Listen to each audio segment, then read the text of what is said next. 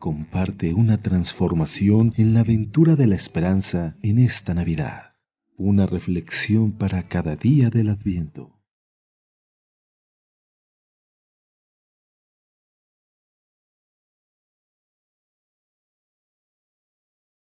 Día 18 o 18 de nuestra reflexión sobre el Adviento.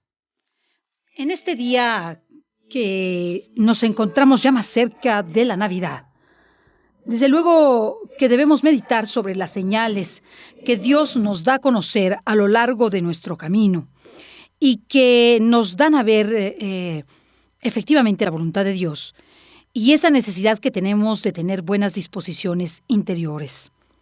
Tener visión sobrenatural para entender los sucesos y acontecimientos de nuestra vida y de nuestro alrededor requiere de grande humildad y de una vida de oración intensa, de un corazón limpio y de tener profunda presencia de Dios. La conversión del alma para encontrar a Cristo debe ser dentro de nuestros quehaceres, dentro de nuestro trabajo. Todos estos temas que se nos presentan dentro de la Navidad, de su preparación en este Adviento, nos hacen ver la necesidad de comprender el mundo sobrenatural. En las anteriores emisiones hablamos de hacer un examen de conciencia y de la necesidad de enfrentarnos a nuestros pecados de una manera valiente, de una manera sincera, de una manera íntegra que nos permita poco a poco irlos purificando. Y según nuestra condición y dirección dentro de nuestra circunstancia. Es decir, si somos casados, como casados, si somos solteros, seglares consagrados, religiosos, sacerdotes, estudiantes, profesionistas, todo esto añade al examen de conciencia nuevas peculiaridades. Pero dentro de este día del Adviento, nos encontramos como nos presenta Jesús la pregunta que se le hace al Bautista respecto de quién es Jesús o si Jesús es el Mesías. Y van los discípulos del Bautista a preguntarle directamente esto: ¿eres tú el Mesías que ha de venir o tenemos que esperar a otro? Alguna duda importante debía rondar por sus almas, ya que iban a preguntar.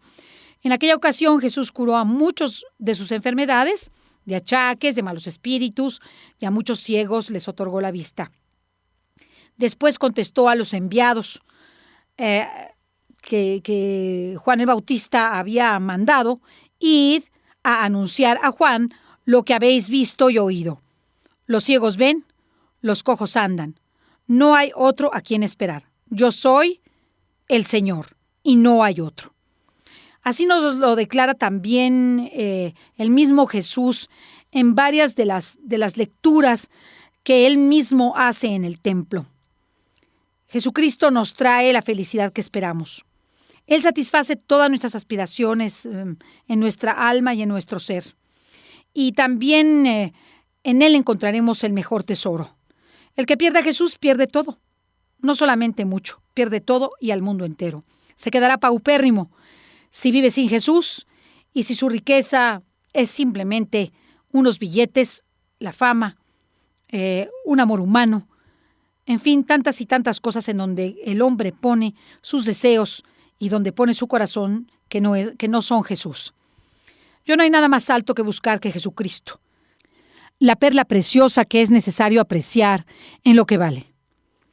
Está oculto a los ojos de los hombres, que realmente esperan la venida de un Mesías a todo lujo, de un Mesías coronado, de un Mesías rico, de un Mesías de sangre noble, claramente esclarecida o vista por los demás. Y sin embargo, este Mesías nacerá en una cueva. Unos pastores de alma sencilla son sus primeros adoradores y conocedores. Sus padres, José y María, son sumamente sencillos. Se encuentran en un pequeño portal, en un pesebre en donde está el pequeño. Ahí le adoran. Después lo encuentran unos reyes de Oriente, llamados los Reyes Magos, que al ver al niño le adoran también siguiendo una estrella. Un anciano Simeón, que esperaba la consolación de Israel y los profetas, descubre en el niño precisamente al Salvador de Israel, Ana la profetisa de igual modo se da cuenta que este niño es la promesa dada al pueblo de Israel, ese Mesías Salvador que hará la restauración no solamente de Israel, sino del mundo entero. El propio Juan señala, este es el Cordero de Dios. Imagínense ustedes la frase, el Cordero de Dios que quita los pecados del mundo. Un buen número de sus discípulos, al ver a Jesucristo, al darse cuenta de quién era, le siguieron. Pero no solamente eso, los apóstoles siguieron a Cristo. Muchos miles de seres humanos, por no decir millones, han dado su vida por él y por esa sola verdad de fe. Cristo es el Mesías, la segunda persona de la Santísima Trinidad. También nosotros le hemos encontrado. Y eso es lo más extraordinario de nuestra pobre existencia, encontrar a Cristo. Sin Él, nada vale nuestra vida. Se nos muestra como pobre, Jesús como sencillo, pero ahí está Él. Él es nuestra vida. Nuestra vida no valdría nada si no reconocemos a Cristo, porque sin Él nada podemos hacer. No necesitamos más pruebas para verle. A nosotros la fe nos ha sido regalada a través del don del bautismo. Y este don que Dios nos dio nos permite contemplar las verdades de esta magnitud a la luz de la sublimación del intelecto. Dios da siempre suficientes señales para descubrirle. Y no hacen falta más para los que creemos. Para los que no creen, ninguna señal es suficiente. Pero también necesitamos disposiciones interiores para ver a Dios, ese Cristo que pasa a nuestro lado, para que con humildad y con pureza de corazón podamos reconocerle, porque de otra forma no será posible darnos cuenta que pasó a lo largo de nuestra vida.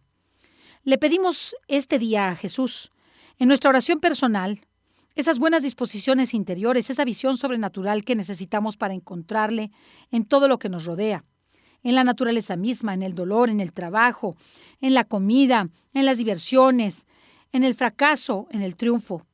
Nuestra propia historia personal está llena de señales que no debemos equivocar en el camino y que nos muestran claramente que Cristo nos ha elegido y que Cristo nos ha señalado para ser también parte de sus discípulos, de sus apóstoles de estos tiempos. También nosotros podremos decir a nuestros hermanos, a nuestros amigos, hemos encontrado al Mesías, con la misma seguridad y convencimiento con el que lo dijo Andrés, el hermano de Simón. Tener una visión sobrenatural es ver las cosas como Dios las ve, aprender a interpretar y a juzgar los acontecimientos a la luz de los ojos de Dios desde el ángulo de esta virtud teologal. ¿Qué necesitamos para tener fe? ¿Qué es la fe que tan difícil se nos plantea para verla, para entenderla, para saber que efectivamente necesitamos acrecentarla? Pues la fe es un don de Dios que debemos pedir continuamente. Para salvarse el hombre necesita de esa fe, ya que someter nuestro juicio, nuestro parecer, nuestros sentidos, nuestra razón a aquello que es anunciado por Dios, tanto en su palabra como en el magisterio de la Iglesia o en la doctrina. Es una virtud teologal y sobrenatural infundida por Dios en el alma a través del sacramento del bautismo y que Dios nos da a través del influjo de la gracia para darse a conocer. Nos hace regalos de fe continuamente, Dios, continuamente para que la cultivemos como una semilla, para que la abonemos y la regalemos. Por la fe aceptamos lo que no entendemos con la razón, ya que esto no se opone a la razón, sino que está más allá de la razón. La fe cree en las promesas de Dios y no se fija en los peligros o en los obstáculos que le presenta la razón y cree y confía y se abre a hacer la voluntad de Dios. Es una decisión, una determinación para ser perseverantes en seguir el camino hacia Dios. La fe mueve más que montañas. Transforma a los seres humanos. Les da la decisión de actuar, de predicar, de salir, de poner las manos, los pies y el corazón en las obras de Dios. La fe debe ser sencilla y humilde, porque creemos sin ver. Debe ser firme, porque Dios se nos ha revelado y porque la Iglesia así nos lo enseña. Porque si no tenemos firmeza en la fe, al primer obstáculo, a la primera prueba, la perderemos. Debe ser viva, viva en la oración, continuamente pedida, continuamente invocada, continuamente rezada y en la práctica de las buenas obras a costa de muchos sacrificios. Muchas veces tenemos que hacer enormes saltos de fe, enormes. El salto de la fe es una decisión de ir en contra de todo lo que me impide servir a Dios. Esa fe nos mueve a la acción. Cristo nos dijo que con la fe se mueven montañas, una vida de obras, por eso todo nuestro obrar debe estar movido por una gran fe. Al respecto, el apóstol Santiago nos dice, así como el cuerpo sin espíritu está muerto, del mismo modo con la fe no hay nada que detenga ese cuerpo. Es como una luz que no se puede apagar. Para servir a Dios lo único que necesitamos es tener fe. Esta fe es poderosa y nos permite hacer el resto. Con fe en Dios todo se puede. Con Dios todo y sin Dios nada, lo decía San Pablo a los Corintios. El hombre con su propia inteligencia no capta las cosas del Espíritu. Para él son locuras, no las puede entender, porque para esto necesita del Espíritu. Sin fe no podremos jamás escuchar ni entender y mucho menos cumplir la voluntad de Dios. La fe es esa fuerza que necesitamos para obrar. Y a medida que vamos obrando, vamos acrecentando más nuestra fe, la cual vamos necesitando más. En la vida tendremos muchas pruebas de fe, muchas dudas que son parte del plan de Dios en nuestra vida. Nadie entenderá los misterios de Dios si no los ve a la luz de la fe, que es la única forma de contemplar prácticamente todos. El hombre de fe decide creer y se mantiene firme en su convicción, aunque todos los signos externos le parezcan indicar lo contrario. Personajes de gran fe, por ejemplo, Abraham. Él es el padre de la fe. Dios le anunció que sería padre de una gran descendencia de la que nacería el Mesías. Le anunció que tendría un hijo y éste lo tiene prácticamente al final de su vida. Le manda a sacrificar a su único hijo, pero Abraham, creyendo la palabra de Dios sin vacilar, estuvo a punto de sacrificar a su propio hijo. Debemos ver cómo Abraham tuvo una fe inquebrantable y se transformó después de este acontecimiento y se convirtió en el padre de la fe. No podemos olvidar a San José. Este gran hombre de fe, justo, obediente, paciente, de un profundo silencio y acción, vivió oculto para Dios y para los hombres. Fue el sustento y protección de la Sagrada Familia. En los momentos difíciles donde todo parecía ilógico, a los ojos de los hombres, José se mantuvo firme, con fe y aceptó y cumplió la voluntad de Dios. Santa Teresa de Ávila, esta santa fundadora y reformadora del Carmelo, fue muy devota de San José y decía que él ayudaba a crecer en todas las virtudes, pero especialmente en la fe. ¿Y qué podemos decir de la Virgen María? Toda su vida fue un acto de fe. Desde el anuncio del ángel fue un acto de fe, la visita a Isabel fue un acto de fe, la vida después del nacimiento del Mesías e incluso en su mismo nacimiento fue un acto de fe, la huida de Egipto fue un acto de fe, el regreso de Egipto fue un acto de fe, la vida de 30 años primero de Jesucristo a su lado fue una vida de extraordinaria fe, después otros 3 de la vida pública aún más, y qué decimos de su muerte y de su resurrección. La Virgen siempre está cerca de nosotros para mostrarnos ese fiat por el cual, en ese acto de fe, Dios da a la humanidad a este Salvador, a este Hijo de Dios que nos ha dado su sangre y nos ha salvado del pecado y nos ha devuelto la gracia para ir al cielo. Tener visión sobrenatural, decíamos, es ver las cosas como Dios las ve. A veces se oye decir, si Dios obrara un milagro, entonces creería, entonces me tomaría a Dios en serio. O bien, si el Señor me diera pruebas más contundentes de mi vocación, me entregaría a Él sin reservas. El Señor nos da suficiente luz para seguir el camino. Luz en el alma y luz a través de las personas que ha puesto a nuestro lado. Pero la voluntad, si no es humilde, tiende a pedir nuevas señales, y más y más y más grandes. Y de esa forma, con ese juicio, nada nos será suficiente. En ocasiones, tras ese deseo aparentemente sincero de nuevas pruebas, para tomar una decisión ante una entrega plena, una encrucijada, se puede esconder la soberbia, la pereza y mucho más de nuestra falta de virtud y nuestra correspondencia a la gracia. Al principio de la fe o de la vocación, ordinariamente, Dios enciende una pequeña luz. Esta ilumina todos los primeros pasos que damos. Más allá de estos primeros pasos está la oscuridad, pero en la medida que correspondemos con obras, la luz y la seguridad se van haciendo cada vez más grandes y siempre ante una alma sincera y humilde que busca la verdad, el Señor se manifiesta con toda claridad. Ir a anunciar a Juan lo que habéis visto, esto mismo. El Señor ha de encontrarnos con una disposición humilde, llena de autenticidad y sinceridad, excluyendo los prejuicios y sabiendo escuchar, porque el lenguaje de Dios, aunque está acomodado en nuestro modo de ser, no es fácil escucharlo si no estamos dispuestos. A veces será difícil aceptar lo que Dios nos pide, porque está en contra de nuestros propios proyectos y de nuestros caprichos y deseos y nuestros anhelos, porque sus palabras no son precisamente cómodas, no son las que esperábamos escuchar. El ambiente, además, materialista, mundano, nuestras compañías, todo lo que nos rodea también nos presenta falsas razones y un lenguaje con que Dios se manifiesta equivocado. Escuchamos entonces como dos idiomas, el de Dios y el del mundo, el de nuestro yo y el de Dios, el de los demás y el de Dios, el de nuestros seres queridos y el de Dios.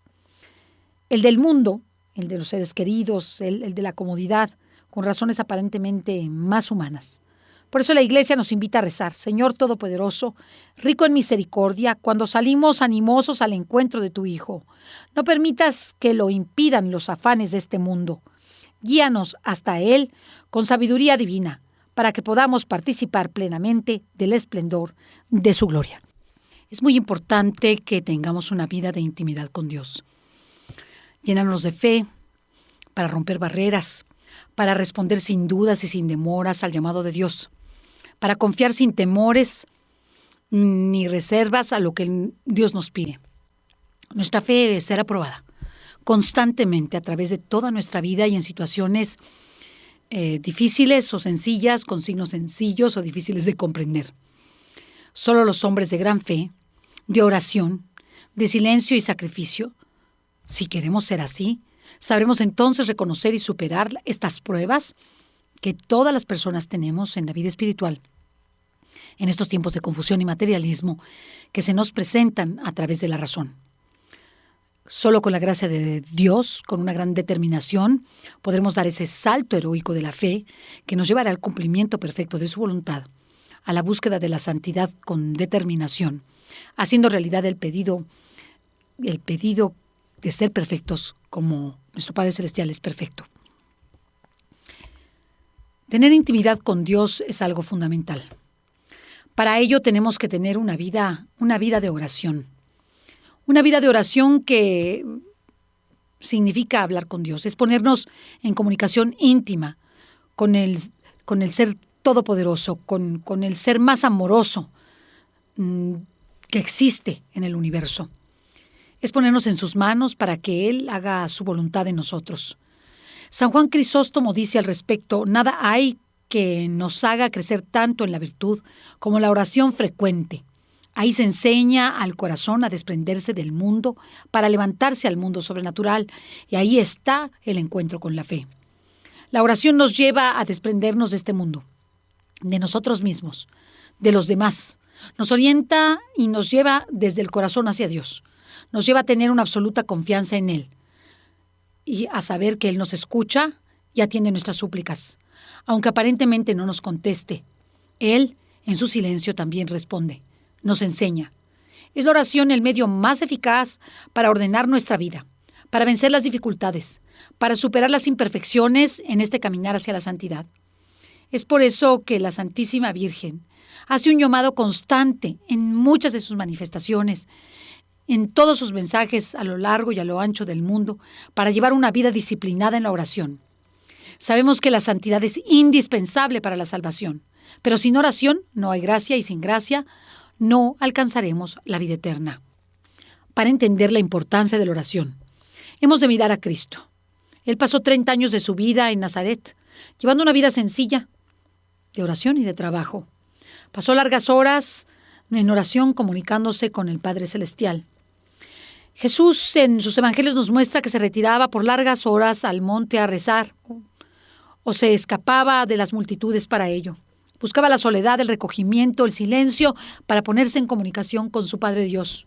Antes de lanzarse a su misión, se retiró 40 días al desierto, en ayuno y oración, para buscar la voluntad de su Padre. Así debemos hacer nosotros. Lo primero es ponernos en oración para discernir cuál es la voluntad de Dios y para obtener fuerzas para cumplirla. La Iglesia es el cuerpo místico de Cristo, es un cuerpo de oración, de sacrificio. Ella ha aprendido por medio de Jesucristo el modo de orar. La Iglesia nos enseña a orar. Es un cuerpo de oración, es el cuerpo místico de Cristo. Ella ha aprendido a través del Evangelio y del contacto con Cristo el modo de orar.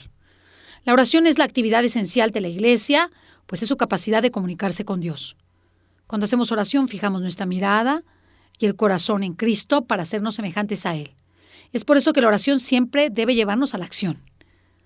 A través de la oración recibimos los favores, la gracia de Dios, alabamos y agradecemos por los dones recibidos y pedimos por nuestras necesidades y por los demás y también pedimos perdón por nuestras faltas.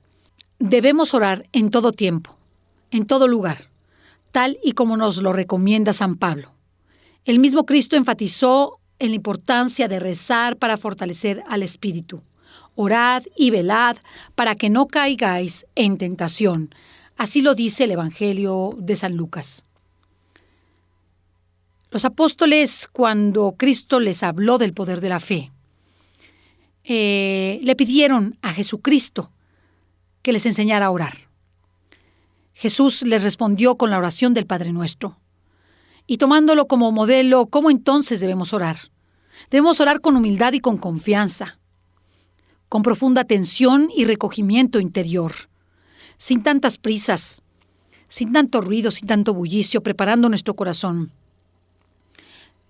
preparándolo al silencio, con perseverancia y paciencia, procurando que las condiciones externas sean favorables, porque si tengo demasiado ruido en el exterior me será difícil hacerlo en el interior.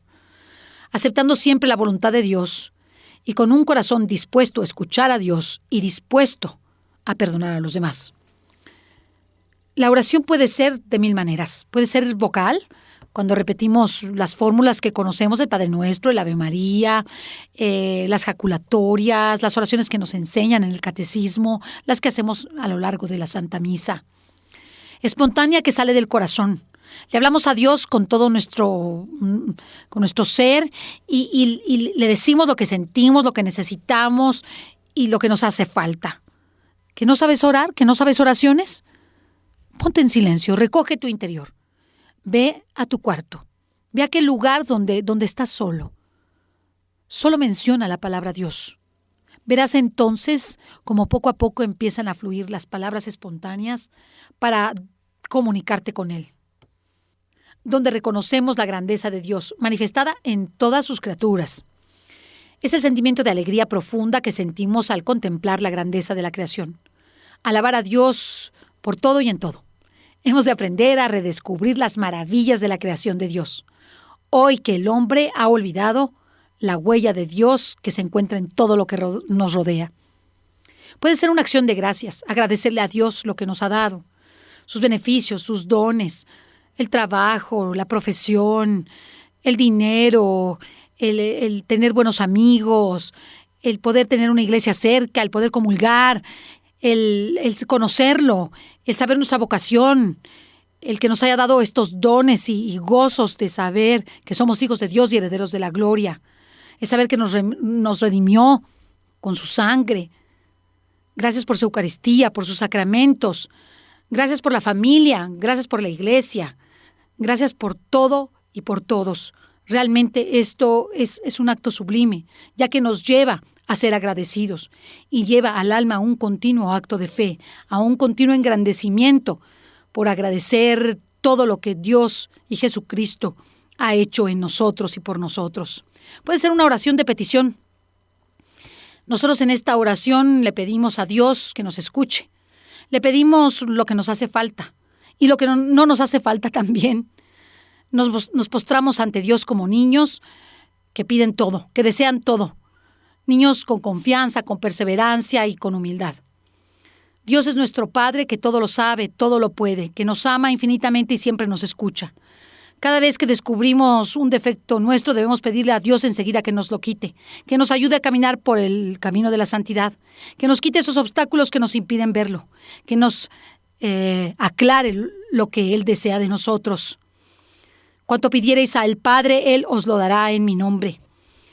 Jesucristo, cuando oró a su Padre, le dio las gracias antes de hacer la oración. Gracias, Padre, por escucharme en la resurrección de Lázaro. Lo mismo podemos hacer nosotros al orar. Gracias, Padre, por escucharnos y hacer nuestra petición. Veremos la eficacia tan grande que tendrá nuestra oración cuando confiadamente sabemos que ya el Padre nos escucha. La motivación principal de la oración de petición debe ser que se haga la voluntad de Dios, no nuestra voluntad. Pero debemos pedirle constantemente aquello que necesitamos. Él sabe lo que necesitamos, pero le gusta como a un padre o como cualquier padre que se lo pidamos. Debemos pedirle lo material y lo espiritual.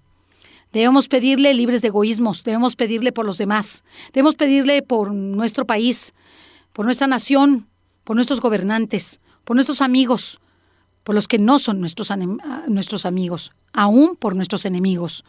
Porque si pedimos solamente por nuestros amigos, ¿qué de bueno tenemos?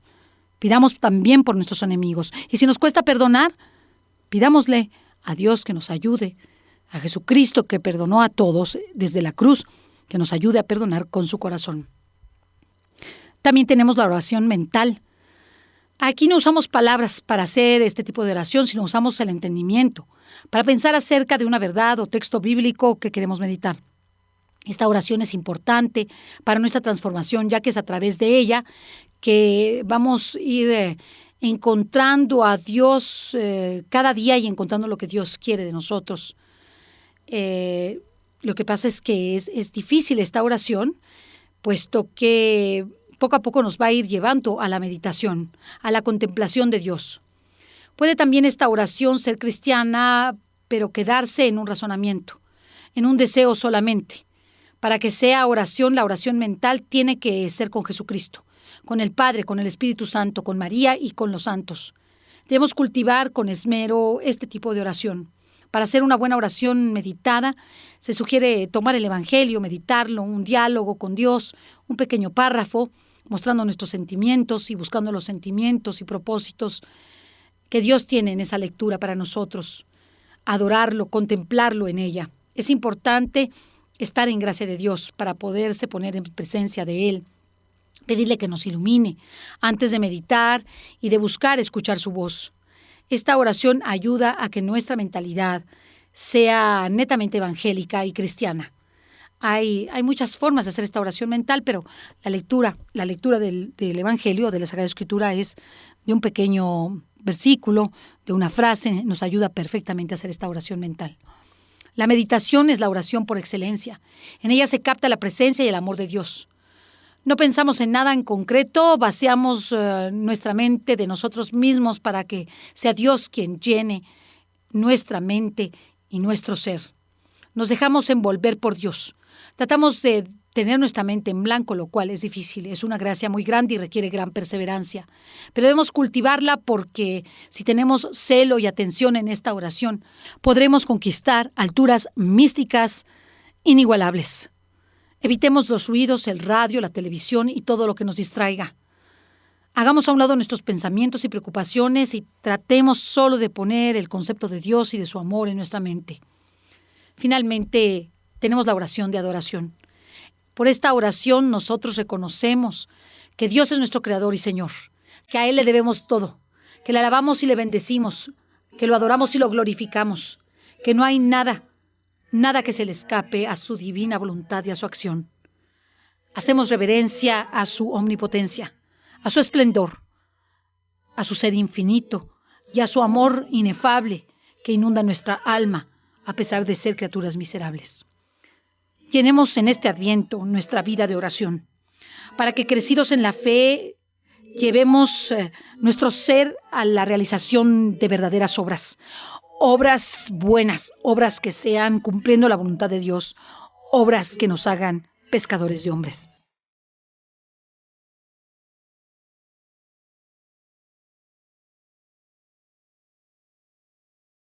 comparte una transformación en la aventura de la esperanza en esta Navidad. Una reflexión para cada día del Adviento.